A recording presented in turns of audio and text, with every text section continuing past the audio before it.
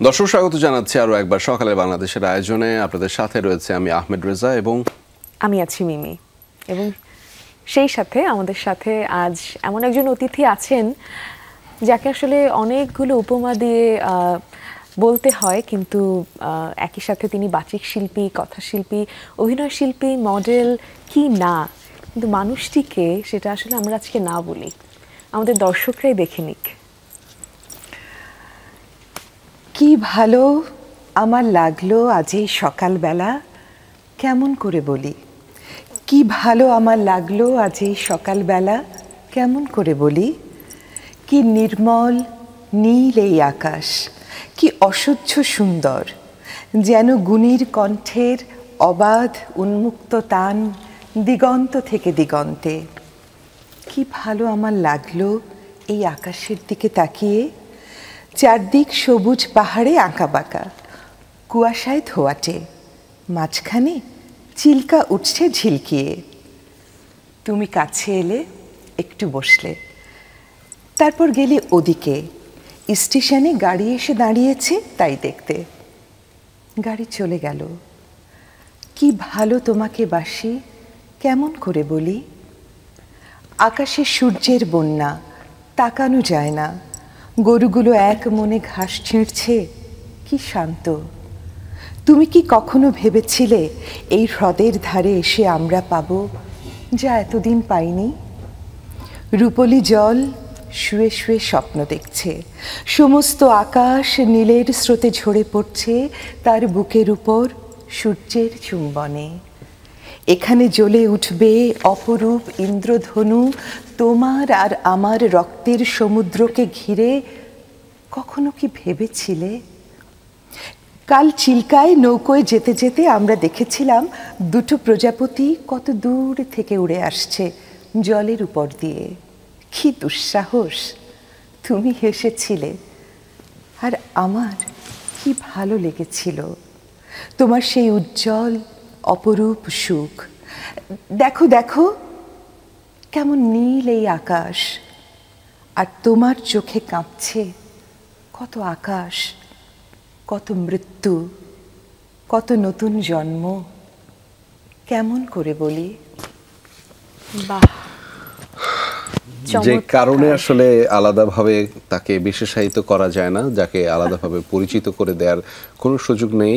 এক নামে যিনি, যাকে বাংলাদেশের সবাই জানে, Sharmin lucky, the great Sharmin lucky, the one and only. আপনাকে স্বাগত জানাচ্ছি সকালে বাংলাদেশের আয়োজনে। শুভ সকাল, কেমন আছেন? আমার দর্শকদের জন্য শুভ সকাল। ভালো আছি। ওই যে বললাম কেমন আছি প্রশ্নটা করার সুযোগ দিতে চাইনি, যে ও যেভাবে আমাকে উপস্থাপন করেছে মনে হলো যে এটাই বলি, যে কি ভালো লাগলো আজ এই সকালবেলায়, কেমন করে বলি। এটা বলা মুশকিল, খুব ভালো লাগছে। আমরা একটু ব্যতিক্রম ভাবে, দর্শকরা যেভাবে দেখে থাকেন সকালটা, আজকে আপনার সাথে আমাদের সকালটা একটু ব্যতিক্রম ভাবে শুরু হলো এবং মুগ্ধতা নিয়ে শুরু হলো। অসংখ্য ধন্যবাদ। একদমই। এবং আমি যখন শারমিন লাকি নামটা নিতে চাই, সবাই আসলে বলতেই চায় যে আচ্ছা শারমিন লাকি তাহলে এত দারুণ করে কথা বলে, এত দারুণ করে আবৃত্তি করেন যে মানুষটা, এত সুন্দর তিনি দেখতে। সেটা না হয় আইবা বললাম, সেটাও দর্শক সবাই জানে। মানে এর পিছনের রহস্যটা কি? মানুষের যে সুন্দর করে কথা বলার যে একটা দারুণ রহস্য থাকে, সেটার পিছনে কি এমন থাকে শারমিন লাকির যে আলাদা করে এই মানুষটি কথা বললেই শুনতে ভালো লাগে? আসলে যেটা হচ্ছে যে আমার আজকে সকালে তো কি ভালো, কেমন করে লাগবে, কেমন করে বলবো সেটা বলেছি। আর একটা বিষয় না বললেই নয় তোমাদের এই ইন্ট্রোডাকশনে, সেটা হচ্ছে যে আজকে আমার সকালে নাস্তা খেতে হবে না। মানে সত্যি সত্যি যা অবস্থা দেখতে পাচ্ছি না। আসলে সুন্দর কথা কি, আসলে আমার একটা জিনিস খুব মনে হয়, আমরা যে সময় যে সকল শিক্ষকদের পেয়েছি সেটার অনেক বড় একটা প্রভাব আমাদের সময়ের যে শিক্ষকদের আমরা পেয়েছি, বা আমাদের ঘরের মধ্যেই যতটুকুন স্কুলিং ছিল, বা আমাদের হয় না যে একটু কবিতার বই পড়া ছোটবেলা থেকে, একটু উপন্যাস, এগুলোর মধ্য থেকে, মানে স্কুলের পড়াশোনার বাইরের যে আলাদা একটা পড়াশোনার যে প্রত্যেকটা বাসায় কম বেশি, এটা এখনও আছে আমি মনে করি। কিন্তু তখন না একটা কেমন জানি এরকম একটা পরিবেশই ছিল। এমনকি তোমরা হয়তো এটাকে রিলেট করতে পারবে না, তোমরা অনেক পরের প্রজন্মের। আমরা কিন্তু ওই যে যেটা বলে যে পাড়াভিত্তিক কিছু কর্মকাণ্ড খুব ছোটবেলা থেকে করে বড় হয়েছি। তো সেখানে যারা অভিভাবক তুল্য ছিলেন তাদের যে কথা বলা, তাদের যে গুণাবলীগুলো, সেগুলো না কোনোভাবে আমাদেরকে প্রভাবিত করেছে। পরবর্তীতে স্কুলের শিক্ষকরা এবং তারপরে যখন একটা সাংস্কৃতিক পরিমণ্ডলে এলাম, তখন যেসব শিক্ষকদের পেয়েছি সেদিক থেকে আমি সত্যিই লাকি। সেখান থেকে আমি শারমিন লাকি কিছুটা, তাদের আলোয় কিছুটা আলোকিত, কিন্তু আমি হয়ে উঠতে পারিনি। আমার মনে হয় আমি আমার গুণী শিক্ষকদের সবচেয়ে সেই ফাঁকিবাজ ছাত্রীটা এখানে বসে আছি। সেই জায়গাটা থেকে আপনি যখন বলছেন যে এখনো হয়, সম্ভবত আসলে হয় কিনা সেটা নিয়ে আমারও প্রশ্ন আছে। তাহলে হলে হয়তো সবার মধ্যে এত দারুণ অস্থিরতা এবং অল্প সময়ের মধ্যে ফেমাস হওয়ার যে প্রবণতা সেটি একটু কম থাকতো। প্রতিযোগিতার যে বিষয়টা, হ্যাঁ, সেটা আর সবকিছু মিলে এটা আসলে পারিপার্শ্বিক পুরো পৃথিবী, পুরো সময়টাই যেহেতু অস্থির, প্রকৃতি যেখানে দেখো আমরা প্রতিদিন বলছি জলবায়ু পরিবর্তন, এটা সেটা, তো মানুষের উপরও সেই প্রভাব এবং একটা অর্থনৈতিক চাপ আমার মনে হয় এটাও অনেক বেশি, জনসংখ্যার বিস্ফোরণ। সকালবেলা সবাই সব কথাগুলো বলছি, কঠিন কথা বলে ফেলছি। এবার একটু আলাদা কিছু প্রশ্নে যাই। জি, সহজ প্রশ্ন। নিঃসন্দেহে অনেক দিন, অনেক লম্বা একটা সময় ধরে আপনি এই ইন্ডাস্ট্রিতে আছেন, কাজ করছেন, অনেক কিছু দিয়েছেন, কিন্তু এখনো যখন কাজ করেন তখন সেই প্রথম সময়ের মতোই একই স্পৃহা নিয়ে, একই জীবনী শক্তি নিয়ে কাজ করে যাচ্ছেন। এই শক্তিটা আসলে কোত্থেকে আসে বা এই প্রেরণাটা কোত্থেকে পান? এটা কিন্তু খুব ভালো প্রশ্ন, কঠিন হলেও প্রশ্নটা ভালো, মজার। হ্যাঁ, আসলে এই জীবনী শক্তিটাই আসলে আমাদেরকে বোধহয় বাঁচিয়ে রাখে, সামনে এগিয়ে নিয়ে যায়। মানে যখনই না ওই এটা থাকে না যে আসলে এই যে আর ভালো লাগছে না, ক্লান্ত হয়ে গেছি, ওটা একবার এসে গেলে আসলে খুব মুশকিল যে সামনে এগিয়ে যাওয়াটা। কিন্তু মানুষ কিন্তু থামে, একটানা চলাটাও খুব কিন্তু সবসময় হয় না, আমার মনে হয় থামা দরকারও। কখনো কখনো থেমে না পিছনে ফিরে, যেটাকে বলে লুক ব্যাক করা, তাকানো যে আসলে কি করে এসেছি, কাজগুলো আসলে কতটা ভালো ছিল, বা আমার নিজের কোথায় আরেকটু নিজেকে ঠিকঠাক করা দরকার, এই বিষয়ের জন্য কখনো কখনো আমি মনে করি থামা দরকার, শক্তিটা আবার আহরণ করে আরো দ্বিগুণ শক্তি নিয়ে এগিয়ে যাওয়া। আর এই সকল কিছুর মূলে আমার মনে হয় যে একটা মানসিক, সবকিছুকে ভালো লাগার মতো মানসিকতা তৈরি করা। আমি যদি নিজেই নিজের কাজের প্রতিবন্ধকতা তৈরি করি, বা আমি একটা নেতিবাচক ভাবনা থাকে সবসময়, খুব আগানো যায় না, খুব দৌড়ানো যায় না আসলে। এটা ভালোবাসার একটা কাজ করছেন বলে মনে হয়, কখনো ক্লান্তি আসে না বা খারাপ লাগাটা বা একঘেয়েমি ব্যাপারটা আসে না।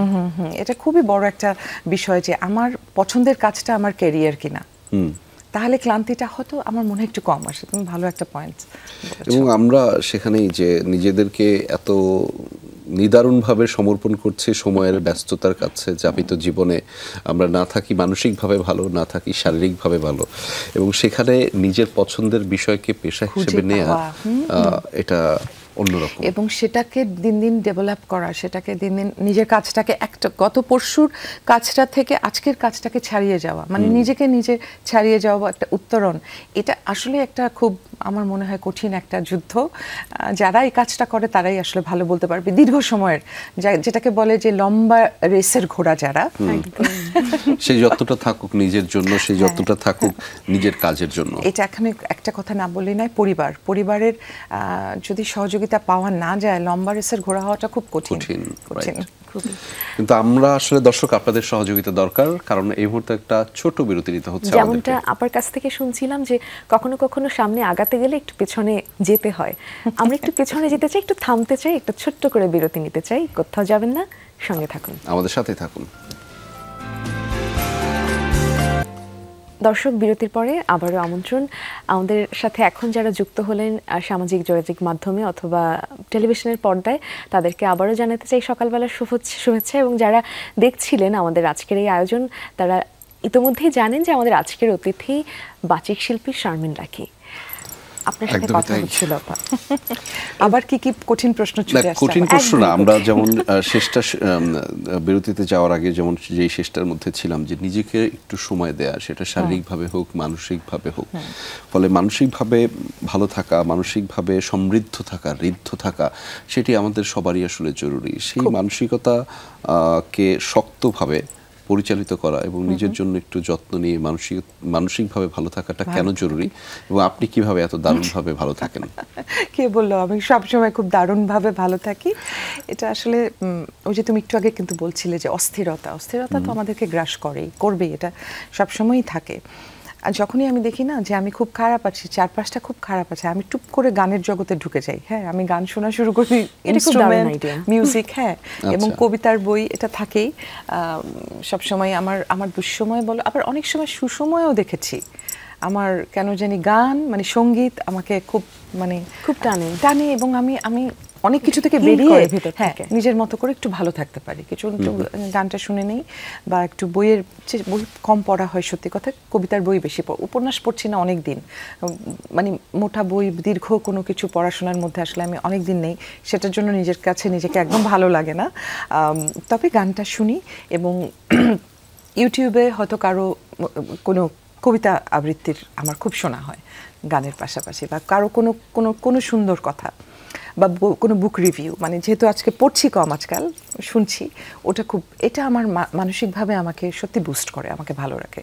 তুমি যে মেন্টাল হেলথের কথা বলছিলে বা মানসিক একটা স্পৃহা থেকে পাওয়া যেতে পারে, যেটা ফ্রি থাকা যায় কিভাবে, যেটা আলটিমেটলি কিন্তু শরীরের উপর এসে পড়ে যে জিনিসগুলো, সেই সকল ক্লান্তি দূর করার জন্য, অশান্তি দূর করার জন্য আমি অনেক মিউজিকের শরণাপন্ন হই।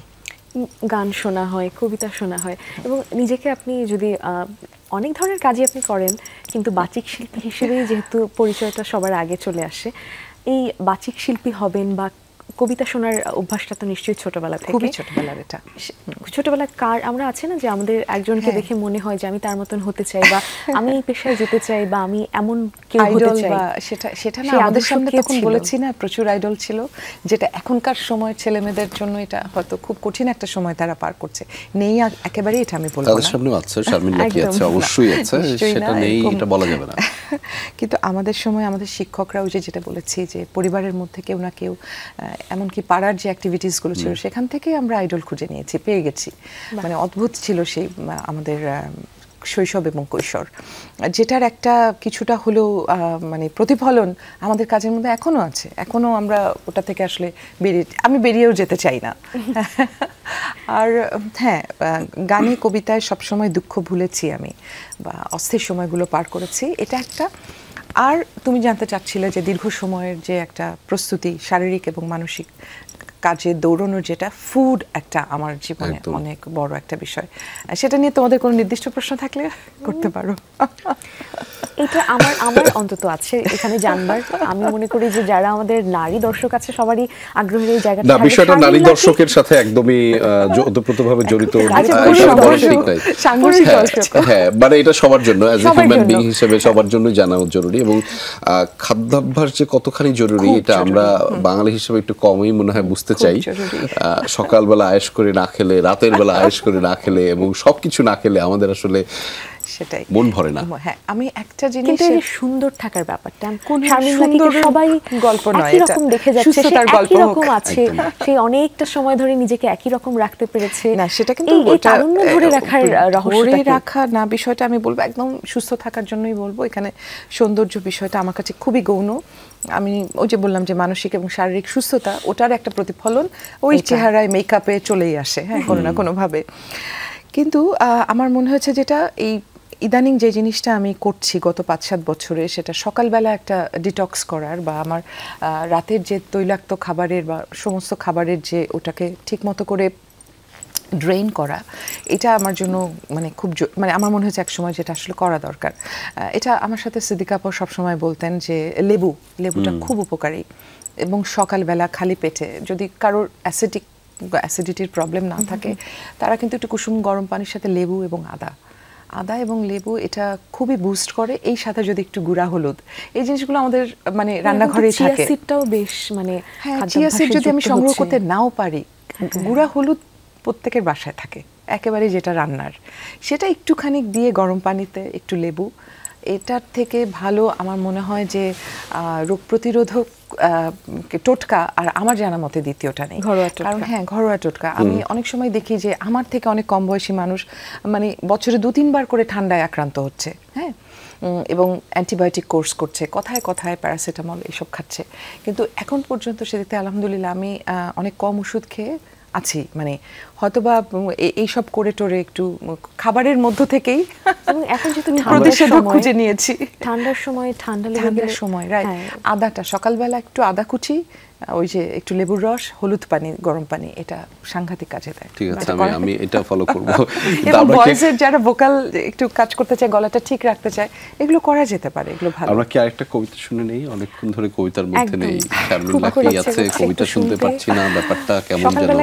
এই কবিতাটা দিয়ে অনুষ্ঠান শেষ করতে চাই, যেমনটা শুরুতেই একটা না, শুরু আমাদের তো আরো হয়েছিল। একটা কবিতা শুনতে পারবো। আরো একটা কবিতা শুনতে পারবে? আমরা এত তাড়াতাড়ি ছাড়ছি না তো আপনাকে। অনেকদিন তো করা এতদিন হয় না। পর দর্শক শারমিন লাকিকে পেল, এত তাড়াতাড়ি তো আর ছাড়া যায় না। রেজা হাসছো কেন? তার সাথে কিন্তু সে খুব ভালো আবৃত্তি করে। হ্যাঁ, একটি কবিতা আমরা ডুয়েট, আমাদের ডুও একটা হয়েছিল, আমরা পূর্ণেন্দু পত্রী পড়েছিলাম, নন্দিনী আর শুভঙ্করের একটা অংশ, সেটা আসলে এখন থাকলে। নন্দিনী আসছে এখানে, আমাদের জন্য, দর্শকদের জন্য মেঘনা চাই থেকে বৃষ্টির মতন অবস্থা। হ্যাঁ, না, আমরা আজকে আমাদের কোনোভাবে প্রস্তুতি নেই, ফলে আমরা সেটাতে যাব না। আমরা আজকে শারমিন লাকির কাছ থেকেই শুনবো। আচ্ছা, ঠিক আছে, এই কবিতাটা আমি শেষের জন্যই রেখে দেই, এখন না হয় কিছুটা খানিকটা আমরা আলাপচারিতার মধ্যেই থাকি। অবশ্যই। তাহলে আমরা কি একটা বিরতি নিয়ে আসবো? একটা বিরতি নিয়ে ঠিক আছে। আসি। দর্শক কি কি চমক আছে একটু তো আভাস পেয়েই গেলেন, সুতরাং আমাদের সাথে থাকতে হবে। একটা ছোট্ট করে বিরতি নিয়ে নিব, কোথাও যাবেন না। একদমই তাই, এবং কোথাও যাওয়ার সুযোগ নেই, কারণ শারমিন লাকি আছেন আমাদের সাথে। একদম। আমরা ফিরছি অল্প একটু পরেই, সাথেই থাকুন। দর্শক, স্বাগত জানাচ্ছি আরো একবার সকালে বাংলাদেশের আয়োজনে। আপনাদের সাথে আমি আহমেদ রেজা রয়েছি, এবং একই সাথে রয়েছেন মিমি এবং আমি। আমাদের সাথে একজন অতিথি যুক্ত রয়েছেন, the one and only Sharmin Lucky. আপনাকে স্বাগত জানাচ্ছি সকালে বাংলাদেশের আয়োজনে, এবং আমরা আপনার মাধ্যমে নানান ধরনের টিপস পাচ্ছিলাম, ট্রিক্স পাচ্ছিলাম, টোটকা পাচ্ছিলাম, যে টোটকাগুলো আমাদের হোম রেমেডি একদম প্রাত্যহিক জীবনে খুবই এখন দরকার। গুরুত্বপূর্ণ। কিন্তু এখন এই যে একটু গলা খুশখুশ বা হচ্ছে জ্বর সিজন সর্দি চেঞ্জ হচ্ছে হয়ে তো, থাকে, হ্যাঁ, তো সেটা। ওষুধের দিকে না ঝুঁকে ঘরোয়া ভাবে যদি কোনো টোটকা পাওয়া যায়, সেটা আমি তো অনেকগুলো অনেক বেশি। বলেছি, আদা, লেবু, হলুদ, খুব কার্যকরী, যেগুলো আমাদের কিচেনেই থাকে, আমি- পয়সা আমি খরচ একটু- করে আলাদা কিনতে হবে না। আমি একটু বাচিক শিল্পী যারা আছেন তাদের জন্য একটা টিপস চাই বা ট্রিক্স চাই, যেটি হচ্ছে যে তাদের কণ্ঠকে কিভাবে আরো বেশি শানিত করা সকালবেলা যায়। গার্গেল করা, এটা সবাই জানে পৃথিবীর। আর কি আছে? লবণ পানি সহযোগে গার্গেল, এটার উপকারিতা আসলে ভাবাই যায় না। এবং এটার সাথে মাঝে সাঝে যদি সামান্য ফিটকিরি দিয়ে কুলকুচিটা করা যায়, এটা একটু কঠিন, ওটা অনেক সল্ট, লবণ, খুব ভালো রাখে গলাকে, এবং দাঁতের পরিষ্কার, ভালো ফ্রেশ ব্রেথের জন্য এটা খুব ভালো, গলারও খুব ভালো কাজ হয়। মানে আমি দেখেছি কোনো সময় বসে যায় গলাটা সকালবেলা, যেমন আজকে সকালবেলায় আমার মনে হচ্ছিল যে আমার মানে স্বর আমি চিনতে পারছি না, যে ঘুম থেকে উঠে যেটা হয়। তো সেগুলো একটু গরম পানি, গার্গেলটা খুব কাজের আসে, লবণ দিয়ে। কখনো কখনো ফিটকিরি আমরা ব্যবহার করতে পারি। অনেকে জ্যৈষ্ঠ মধু খেয়ে হ্যাঁ, থাকেন। মধু, জ্যৈষ্ঠ মধুটা অনেকেই খায়, সেটাও খুব ভালো গলার জন্য। উষ্ণ গরম পানিতে একটু মধু গুলিয়ে, মানে কুসুম গরম পানি সকালে আমার মনে হয় খুব দরকার এই সময়টাতে। হ্যাঁ।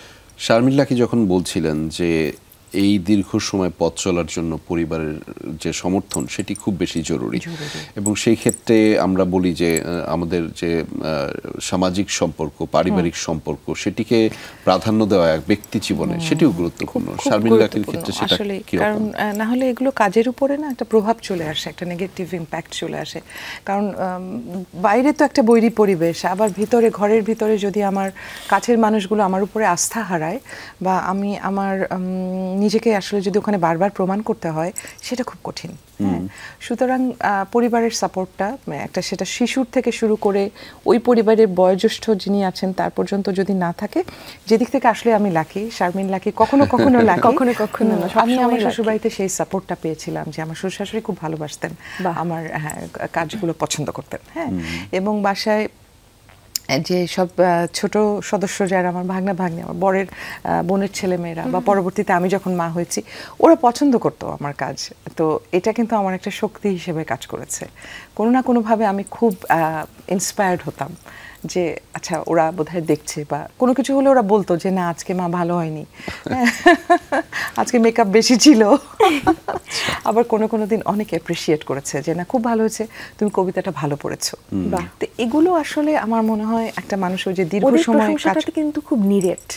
হ্যাঁ, বাসার পরে মানে তোমার তোমার যে কাছের মানুষ না, সে তোমাকে সঠিক সমালোচনা সঠিকটাই করবে, সমালোচনাটা হ্যাঁ। করবে। সে কিন্তু তোমাকে সারাক্ষণ মানে বলবে না যে হ্যাঁ খুব ভালো। এই সারাক্ষণ পিঠ চাপড়ে দেওয়ার ব্যাপারটা খুব ভয়ঙ্কর।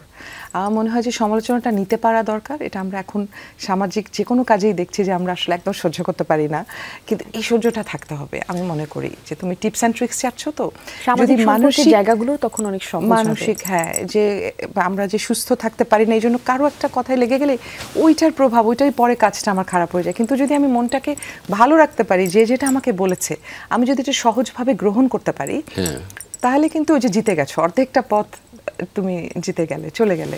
একদম। আরেকটা হ্যাঁ, জি নিশ্চয়ই। জি প্লিজ। মা হিসেবে যখন শারমিন লাকি বলছিলেন যে আমার সন্তানের কাছ থেকেও আমি এই ধরনের রিভিউ পাই বা সে তার ভালো লাগা খারাপ লাগা বলে, মা হিসেবে শিশুর মানসিক স্বাস্থ্যের যে যত্নটা, সেই ব্যাপারটা কিভাবে সামলেছেন? হ্যাঁ, আমি এটা হয়তো আমি জানি না অত আমি ভালো মা হয়ে উঠতে পেরেছি কিনা। অনেকটা সময় তো বাইরে কাজ করেছি, তাকে যেই সময়টা হয়তো দেওয়া দরকার আমি কম দিয়েছি, এটা আমি স্বীকার করে নিতেই পারি। অনেকখানি ও নিজের মতো করে বড় হয়েছে বা পরিবারের অন্যদের সহযোগিতা নিয়েছে। কিন্তু একটা জিনিস আমি করেছিলাম যেটার জন্য আমি ওকে ভালো মানুষই বলবো, সেটা হচ্ছে যে আমি কখনো না কোনো প্রতিযোগিতার মধ্যে ওকে ঠেলে দেই। মানসিক একটা যে চাপ তৈরি করা যে একদম ফার্স্ট হতেই হবে, হ্যাঁ, বা কোনো একটা কালচারাল প্রোগ্রামেও গেল, আমি দেখেছি অনেক মাদেরকে তারা অনেক চাপ তৈরি করে। একে তো পড়ার চাপ, তারপরে কবিতাটা পড়ে ফার্স্ট হয়ে আসতেই হবে, একদম এইটা থেকে সেরা আমাদের হতে হবে। একদম না, এটা করা যাবে না। আমাদের এই প্রত্যাশাই আসলে ওদের জন্য খুব বড় একটা বোঝা হয়ে যায়, যেটা মানে বয়ে ভালো মানুষ চলাটা- যাতে হতে পারে সেটা বলা যেতে পারে, সেই গল্পগুলো ওদেরকে শোনানো যেতে পারে। যাতে করে দিন শেষে ওরা ভালো হয়, ওরা ভালো হয়ে হলেই ওঠে, সেটাই, হ্যাঁ। মানসিকভাবে আমরা শান্তিতে থাকবো। দেশ আমাদের ভালো হাতে হয়। খুবই কম সময় আছে, একটা প্রশ্ন করতে চাই ছোট্ট করে। শারমিন লাকি কি আসলেই লাকি? হ্যাঁ, কখনো কখনো। কখনো কখনো। আচ্ছা, ঠিক আছে। এবং সেই শারমিন লাকির কাছ থেকে দর্শক আসলে দুই বাক্য শুনতে চায়, একদমই বিদায়ী এটা কথা, কারণ আমাদের হাতে কম সময় নেই, এবং আমরা তারপরে বিদায় নিব এবং তারপরে শারমিন লাকির কবিতাটা শুনতে শুনতে আমাদের কবিতা পাঠ বিদায়। হ্যাঁ। এবং এখন সোশ্যাল মিডিয়াতে একটা ট্রেন্ড চলছে চিঠি লেখা, পত্রপাঠ, সেটার সাথে খুবই সম্পর্কিত হয়ে যাবে। আমার দর্শকরা যারা আছেন এতক্ষণ শুনেছেন আমাদেরকে, অনেক ধন্যবাদ। ভালো থাকবেন, শারীরিক এবং মানসিকভাবে নিজেদের প্রত্যেককে একটু করে সময় দিয়ে পরিবারের সবাইকে নিয়ে, বন্ধুবান্ধব এবং কাছের জনদের নিয়ে সকলে ভালো থাকবেন, এটাই।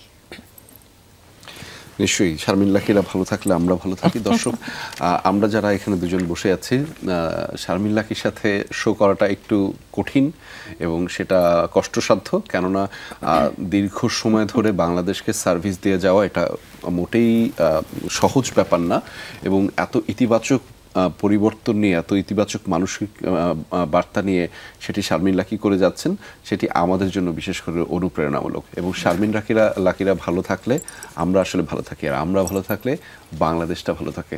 যে বাংলাদেশ ভালো থাকার গল্প আপনাদের মধ্য দিয়ে আমরা ছড়িয়ে দিতে চাই সবার মধ্যে। একদমই তাই, যেমনটা রেজা বলছিলেন, শারমিন লাকিরা ভালো থাকলে আমরা ভালো থাকি এবং একই সাথে অনুপ্রেরণা পাই। এমন একজন মানুষের সামনে বসে আসলে সত্যি আজকের এই আয়োজনটা উপস্থাপনা করা খুবই কষ্টসাধ্য ছিল আমাদের জন্য। তার জন্য শুভকামনা থাকলো, এবং দর্শক আপনাদের জন্য শুভকামনা রইল। সেই সাথে সকালবেলার শুভেচ্ছা জানিয়ে ইতি টানছি এখানেই। কবিতা শুনতে শুনতে শেষ করব। আমি দর্শকদের জন্য আসলে তখন ওইভাবে কিছু বলতে পারিনি। আমি দর্শকদের যা বলতে চাই, তোমাদেরকে যা বলতে চাই, সেটা এখানে নিহিত রয়েছে। বাহ। শঙ্খ ঘোষ থেকে পড়ছি, এই প্রকৃতি। ঘুরে ঘুরে এই প্রকৃতি কি কথা কয়, ঘুরে ঘুরে এই প্রকৃতি কি কথা কয়, সে বলে যায় প্রেমের মতো আর কিছু নয়। এই যে ভালোবাসছি আমি সাত সাগরা ধরিত্রীকে, এই যে স্নেহের সুধায় ছড়িয়ে দিলুম শরীরটিকে। স্নিগ্ধ সবুজ ললাট মেলে সেই যেখানে দিগন্তে সে, আপন মনে তাকিয়ে থেকে একটুখানি স্বপ্নে মেশে, তার বুকে যে শ্রান্তিবিহীন তৃপ্তিবিহীন জ্বলছে প্রণয়, কেউ জানো তা? সে শুধু কয় প্রেমের মতো আর কিছু নয়। এখন তখন যখন যাকে দেখছি মনে হচ্ছে চেনা, হাত বাড়িয়ে ডাকছে তারা, দেনা রে ভাই হৃদয় দেনা। দু চোখ ভরা স্নেহের প্লাবন, শূন্যে নাচে প্রাণীর মুঠো, বাঁধন হারা কাঁপন তোলে উদাসী দিন রাত্রি দুটো। সবাই মিলে তারা আমায় গুনগুনিয়ে কেবল শোনায়, তোমরা শোনো, প্রেমের মতো আর কিছু নয়, আর কিছু নয়। সে তো কেবল এই কথাটাই গুনগুনিয়ে নৃত্যে ফেরে, দে তোরা দে আমার বুকে স্নেহের আগুন জ্বালিয়ে দে রে। আকাশ ভরা নীল টলেছে মাটির ভরা বুকের টানে, একুল ওকুল দুকুল ভেঙে জল ছুটে যায় কি সন্ধানে। গাছ কেঁপে যায়, ফুল তোলে মুখ, সন্ধ্যা ভোরের আলোর বিনয়, সবাই মিলে গান তুলেছে, প্রেমের মতো আর কিছু নয়।